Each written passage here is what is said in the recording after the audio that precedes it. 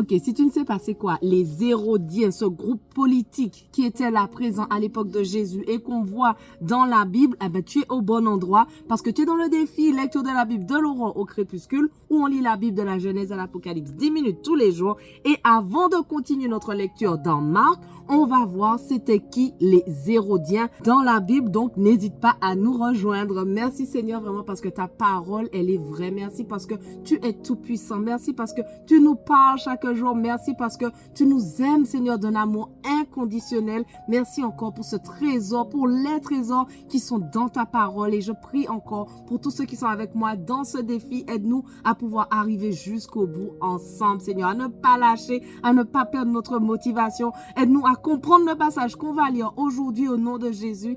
Amen. Alors, on a vu les pharisiens, on a vu c'était qui les sadducéens, les spécialistes de la loi et aujourd'hui, avant de commencer, les Hérodiens. Donc, parti politique juif composé de partisans de la dynastie du roi Hérode. Les points communs avec Jésus, il n'y en a pas d'indication. Dans les évangiles, ils ont essayé de piéger Jésus par leurs questions et ont comploté dans le but de le tuer. Les points de désaccord avec Jésus, ils craignaient que Jésus ne cause des troubles politiques. Ils voyaient en lui une menace contre leur avenir politique à un moment où ils tentaient de reconquérir certains pouvoirs perdus au profit de Rome. Voilà. Demain, on va voir les zélotes. Alors, sinon, on continue donc dans Marc 6, verset 39. Alors, il leur ordonna, comme d'habitude, n'hésitez pas à lire 1 ou 2 chapitres avant si vous avez loupé la lecture d'hier pour vous mettre dans le contexte. Donc, il leur ordonna de les faire tous s'asseoir par groupe sur l'herbe verte. Ils s'assirent par rangées de 100 et de 50. Il prit les 5 pains et les 2 poissons, leva les yeux vers le ciel et prononça la prière de bénédiction. Puis il rompit les pains et les donna aux disciples afin qu'ils les distribuent à la foule. Il partagea aussi les 2 poissons entre tous. Tous mangèrent et furent rassasiés, et l'on emporta 12 paniers pleins de morceaux de pain et de ce qui restait des poissons. Ceux qui avaient mangé les pains étaient au nombre de 5000 hommes. Aussitôt après, il obligea ses disciples à monter dans la barque et à le précéder sur l'autre rive, vers Bethsaïda, pendant que lui-même renverrait la foule. Quand il l'eut renvoyé, il s'en alla sur la montagne pour prier. Le soir venu, la barque était au milieu du lac et Jésus était seul à terre. Il vit qu'ils avaient beaucoup de peine à ramer, car le vent leur était contraire.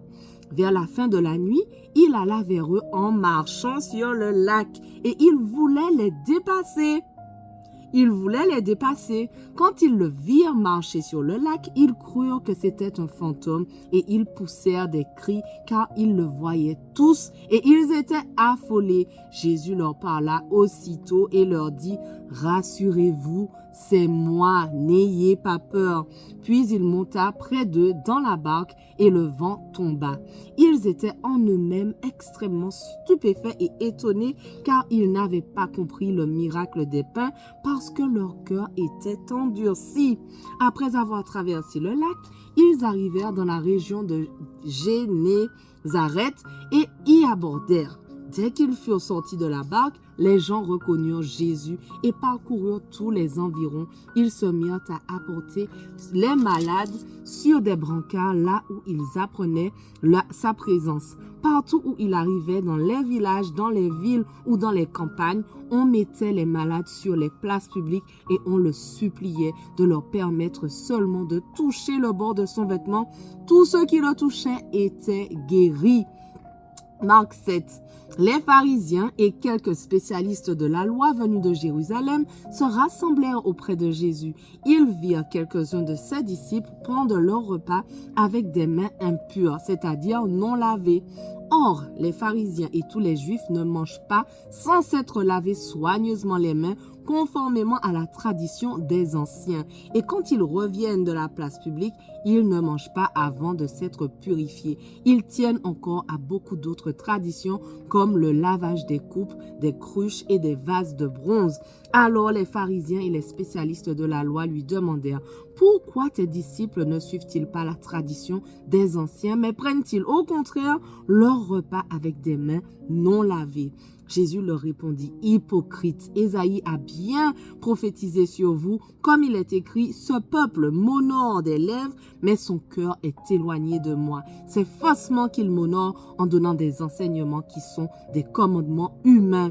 Vous abandonnez le commandement de Dieu et vous gardez la tradition des hommes, car vous lavez les pots et les coupes et vous faites beaucoup d'autres choses semblables. Il leur dit encore: vous rejetez très bien le commandement de Dieu pour garder votre tradition. En effet, Moïse a dit: honore ton père et ta mère, et celui qui maudira son père ou sa mère sera puni de mort. Mais d'après vous, si un homme dit à son père ou à sa mère: ce dont j'aurais pu t'assister est corban, c'est-à-dire une offrande à Dieu, alors il ne peut plus rien faire pour son père ou pour sa mère. Vous annulez ainsi la parole de Dieu par la tradition que vous avez établie et vous faites beaucoup d'autres choses semblables. Ensuite, Jésus appela toute la foule et lui dit: écoutez-moi tous et comprenez, il n'y a rien d'extérieur à l'homme qui puisse le rendre impur en pénétrant en lui, mais c'est ce qui sort de l'homme qui le rend impur.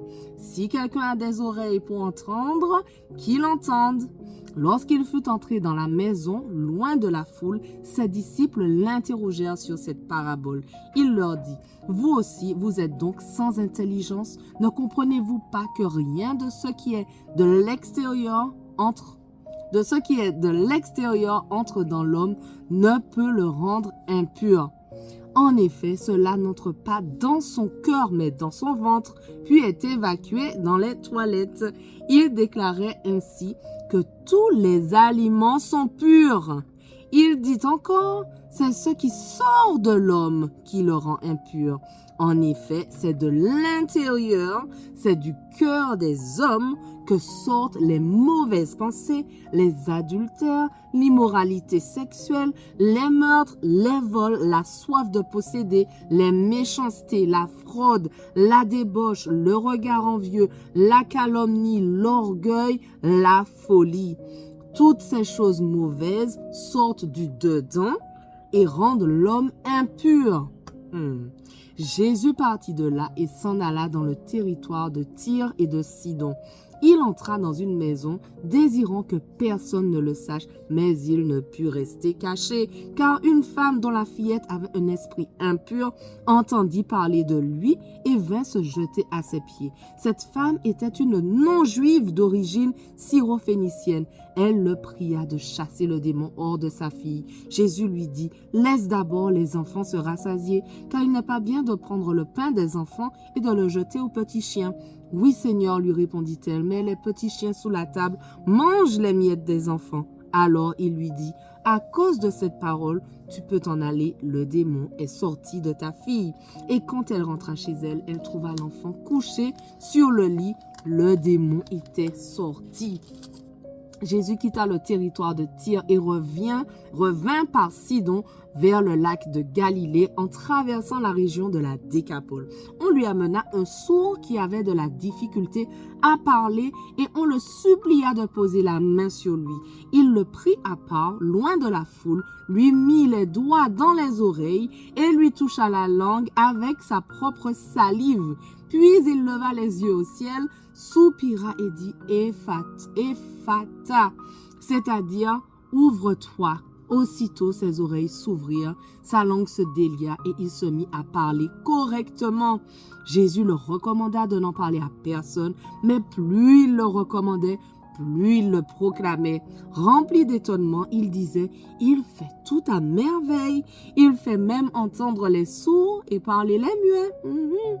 Marc 8. Ces jours-là, une foule très nombreuse s'était de nouveau réunie et n'avait pas de quoi manger. Jésus appela ses disciples et leur dit, « Je suis rempli de compassion pour cette foule, car voilà 3 jours qu'ils sont près de moi et ils n'ont rien à manger. Si je les renvoie chez eux à jeun, les forces leur manqueront en chemin, car quelques-uns d'entre eux sont venus de loin. » Notre passage touche déjà à sa fin, mais on continue dès demain. On ne lâche rien. Allez, sois béni.